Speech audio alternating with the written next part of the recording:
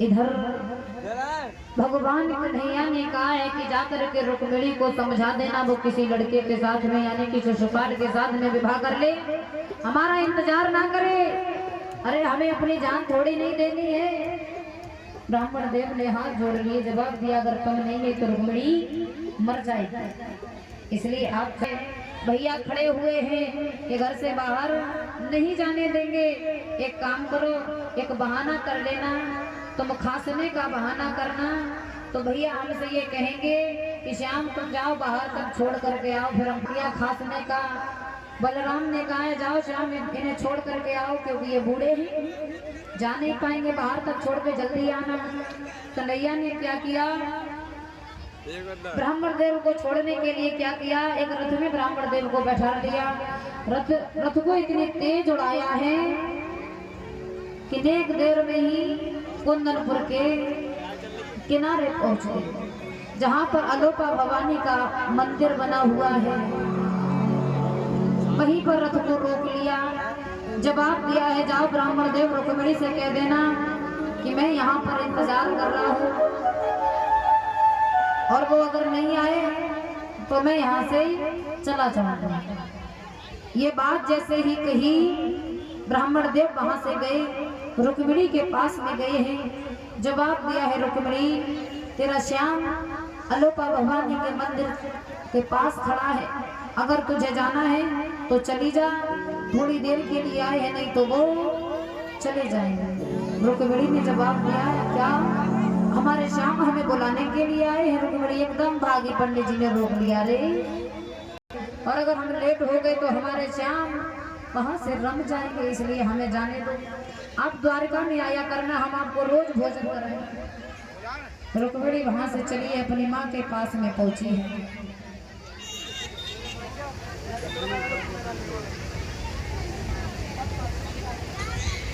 ऐसा ही कहा, रुक्मिणी पहुंची अपनी माँ के पास में। रुक्मिणी रोने लगी है, जवाब दिया है भैया मेरी परसों बारात है, लेकिन मुझे ऐसा लग रहा है कि आज ही रो लूं, आज ही मेरी विदा हो रही हो।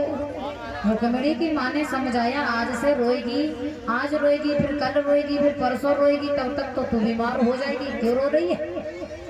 जवाब दिया मैया पता नहीं क्यों आंखों से आंसू आ रहे हैं, और ऐसा लग रहा है कि आपसे लिपट के खूब रो लूं। और रुक्मिणी अपनी माँ से लिपट के रोने लगी है, कह रही है कि चली मैं ससुराली और दुल्हन बन के चली मैं ससुराली।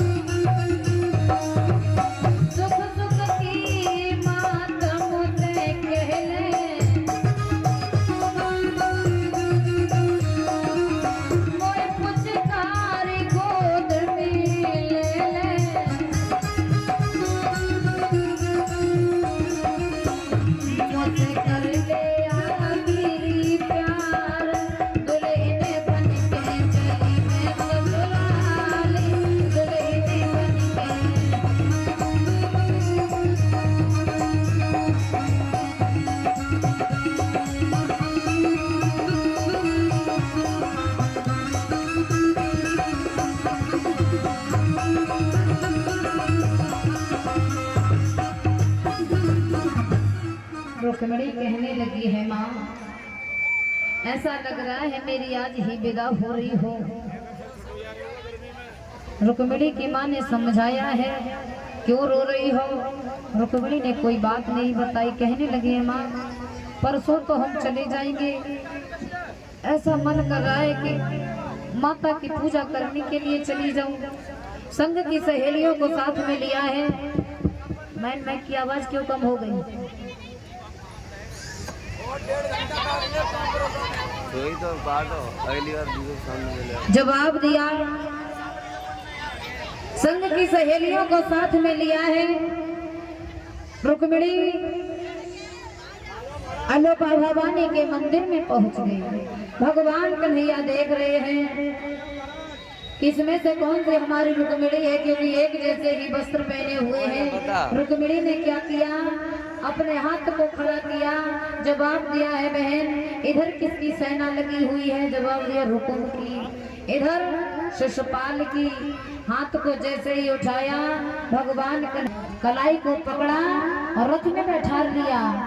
रथ में बैठाने के बाद श्याम वहां से चल दिए हैं। इधर संग की सहेलियां भागी हैं, आकर के मैया से मिली हैं। कहने लगी है मैया पता नहीं बहन किसके साथ में चली गई। और संग की सहेलियां समझा करके कहने लगी हैं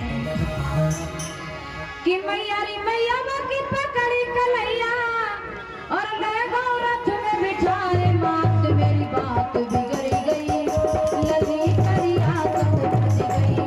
बात मेरी बात बिगड़ गई, लली करिया संग बच गई।